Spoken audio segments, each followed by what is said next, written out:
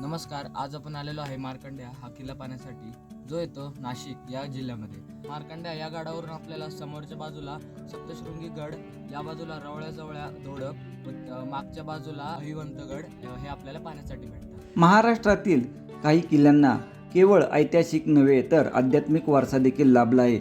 नाशिक जिल्ह्यातील कळवण तालुक्यात असलेला मार्कंड्या किल्ला सातमाळ डोंगररांगेत आपल्या भोवती अनेक किल्ल्यांचा गोतावळा घेऊन ठाण मांडून उभा आहे. सप्तशृंगी व रवळ्या या गडांच्या मध्यभागी असलेल्या या डोंगरावर प्राचीन काळी मार्कंडेय ऋषींचे वास्तव्य असल्याचे मानले जाते व त्यामुळे हा डोंगर व किल्ला मार्कंडेय ऋषीच्या नावाने ओळखला जातो. गडावर आता आपणाला या अशा खड्या पायऱ्यांनी वर जायचं आहे. साधारण 1 ते सव्वा तास लागतो आपल्याला. पिंपरी मार्कंड हे जरी किल्ल्याचे पायथ्याचे गाव असले तरी बाबापूर हे किल्ल्याच्या जास्त जवळ आहे. बाबापूरहून कळवणकडे जाणाऱ्या रस्त्यावर बाबापूर खिंड येथून किल्ल्यावर जाणारी वाट आहे. याशिवाय सप्तशृंगी गडावरून एक खिंड व त्यातील घसारा चढण पार करत बालेकिल्ल्याखालील खिंडीत पोहोचता येते. नाशिकहून वणीमार्गे बाबापूर हे अंतर 53 किलोमीटर असून वणीपासून हे अंतर 9 किलोमीटर आहे. वणीहून बाबापूर मार्गे या खिंडीत आल्यास डावीकडील वाट मार्कंडे किल्ल्यावर जाते तर उजवीकडील वाट रवळ्या खालील पठारावर जाते. तळात पुरलेल्या पायऱ्या दोन्ही बाजूला आहेत. त्या पायथ्यापासून साधारण 15 मिनिटात आपण या शिडीपाशी पोचून गेलो. हे पाहू शकतो, ही शिडी आहे शेवटच्या टप्प्यात आणि त्याच्या बाजूला जुना मार्गसुद्धा आहे.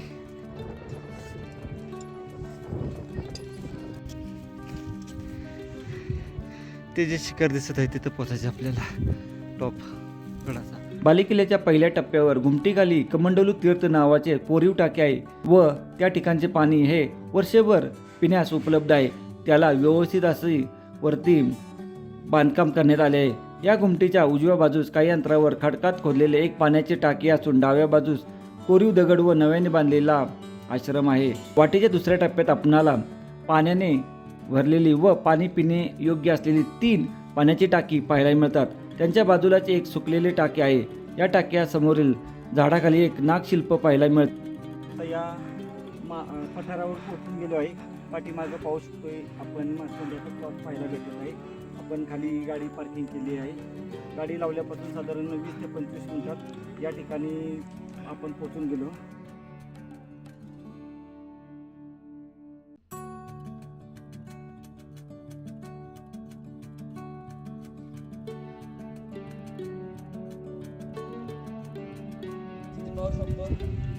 महाराष्ट्रातला तिसरा सगळ्यात उंच किल्ला धोडप, तोही आपला लवकर होणार आहे. माचेवर आल्यानंतर प्रथम आपण रामकुंड येथे जाणार आहे व त्या ठिकाणी दर्शन घेऊन नंतर बालेकिल्ल्याच्या दिशेने जाणार आहे. समोर बालेकिल्ला आहे. विस्तीर्ण असं हे पठार पाहायला भेटते आपल्याला.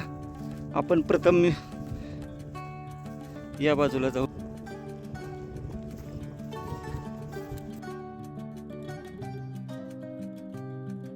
गडावर इथे एक ही विहीर आहे.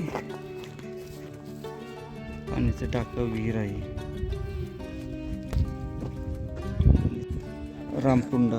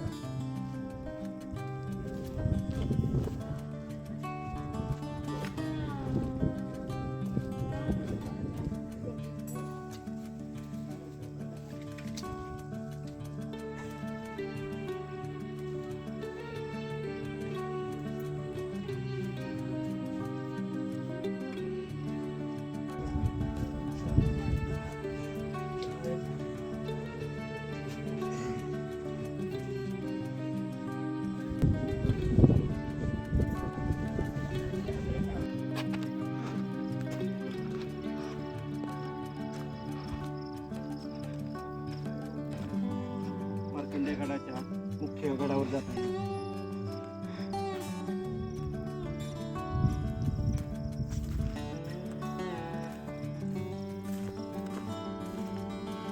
आपण जिथं उभा आहे हा आहे मार्कंड्यागड. समोर आहे तो सप्तशृंगी गड. तिकडं आहे तो आहे धोडप. कशी आपण या वाटेने आलो होतो ती ही वाट आपण गडावर घेऊन जाते. प्रथम आपण रामकुंड आहे ती पाहिलं. रामकुंडावर दर्शन वगैरे घेऊन आपण आता गडावर चाललो आहे.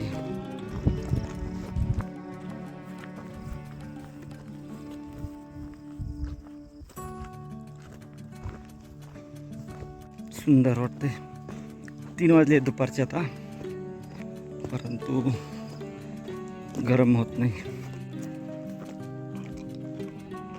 गडमाथ्यावर जाणारी प्रॉपर वाट आहे, त्यामुळे शक्यता कमी आहे चुकण्याची.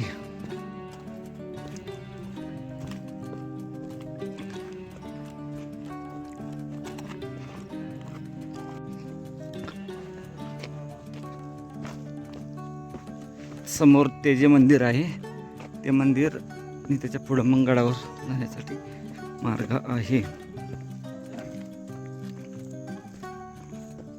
नाशिक जिल्ह्यातील हा 31 नंबर आपला आहे गड. आतापर्यंत 30 पूर्ण झालेले आहेत आणि हा 31 नंबर. एकूण गड जे आहेत नाशिक जिल्ह्यात 72 आहेत. त्याच्यापैकी नवरानवरी, भोरगड आणि रायगड एक अपरिचित आहे.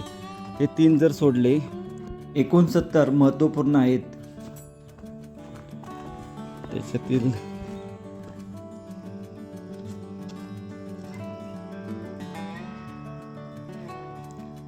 गडमाथा वरती आहे. साधारण अजून इथून 20 मिनिटं लागतील पोचायला गडमाथ्यावर.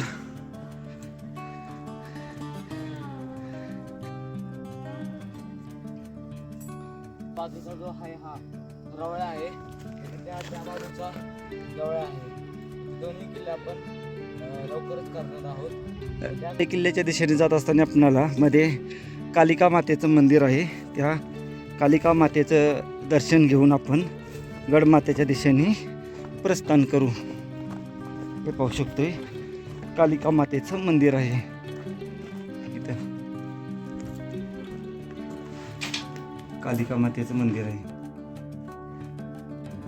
रवळ्या जवळ्या मागं धोडप, बलाढ्य असा धोडप आणि याच्या पलीकडं आहे तो सप्तशृंगी गड. 4 गड आपणाला या ठिकाणापासून पाहायला भेटतात. थोडं वरती आलो आपणाला या ठिकाणी एक भुयार आहे ते पाहायला भेटते. हे पहा. आता आपण जाऊया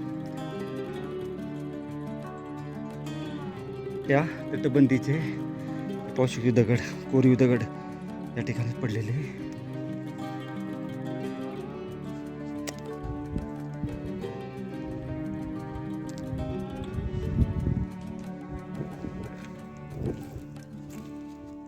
समोरच्या पठारावर आपण आता आलो आहे.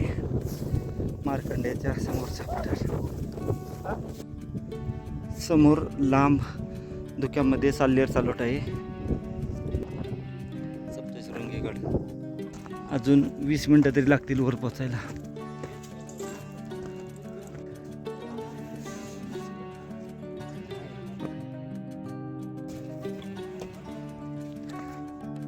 लांबपर्यंत गेलेली कोरीव दिसत आहे.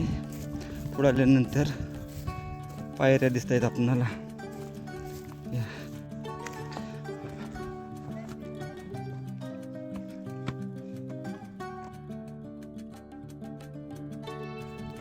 गडाची प्रथम ही तटबंदी आपण थोडी पाहून घेऊ. आज सुद्धा खूप मोठ्या प्रमाणात गडाची तटबंदी इथं पाहायला भेटते. पाण्याचं टाक आहे गडावरचं. पाणी पिण्यायोग्य आहे. वर आलो आपण. इथं एका लाईनीमध्ये आपणाला ही अशी पाण्याची टाकी पाहायला भेटतात. 1 2 3 आणि गडमाथ्यावर जाण्याचा मार्ग.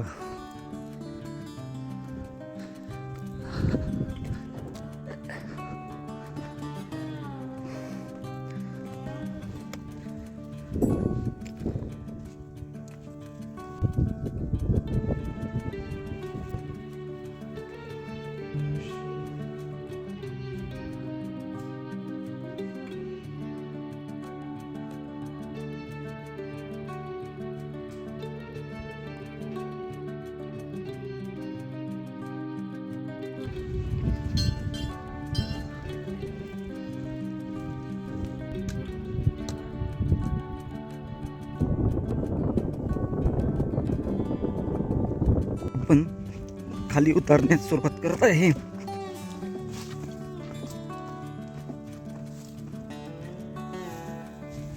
नवनाथांच्या आणि इथं नागगळ पाहायला भेटते. आणि आपण आता ही या ठिकाणी वाड्याचे अवशेष असावेत हे, व या ठिकाणी ही 3 पाण्याची टाकी आहेत.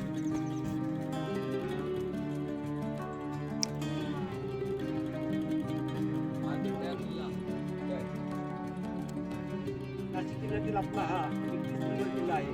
जवळपास नाशिक जिल्ह्यामध्ये महाराष्ट्रात सर्वात जास्त गड आहेत. त्याच्यातील हा एक देखणा गड आहे. गडाच्या व बालेकिल्ल्यावर जाताना एक पाण्याचा टाका आहे जे दगडात कोरलेला आहे, ते पाहू शकतो. गड हा जो आपला किल्ला आहे, आपला पाहून झालेला आहे. आता आपण खाली उतरण्यास सुरुवात करत आहोत. गडावर जाताना इथे आपण पाहू शकतो, इथे दरवाजा असू शकतो, कारण इकडं पण बुरुज दिसतोय आणि इथे पण बुरुज दिसतोय. व मध्ये असं पायऱ्या टाईप जाण्यासाठी दिसतं, म्हणजे हा महादरवाजा गडाचा असू शकतो. व त्या बाजूला गणेशाचं मंदिर सुद्धा आहे. खाली उतरतोय आपण या भुयारांपाशी पोचून गेलो. हे जे भुयार आहे त्यात आपण आता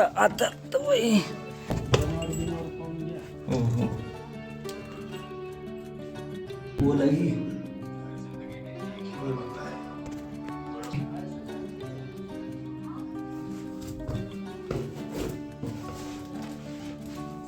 एक भुयार आहे, भुयार ठिकाणचे भुयार आपण आता पाहिलं व त्याही बाजूला जाऊन पाहून येऊ.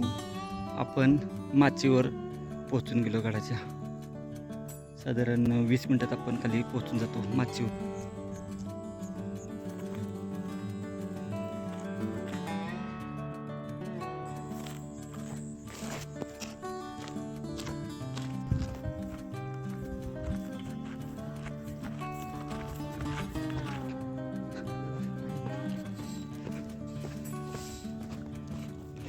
शिड्यावरून जे उतरतोय आपण या प्राचीन मार्गाने उतरू. या बाजूला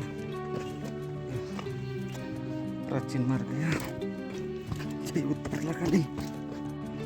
दुपारी आपण 2:30 वाजता ट्रेक चालू केला.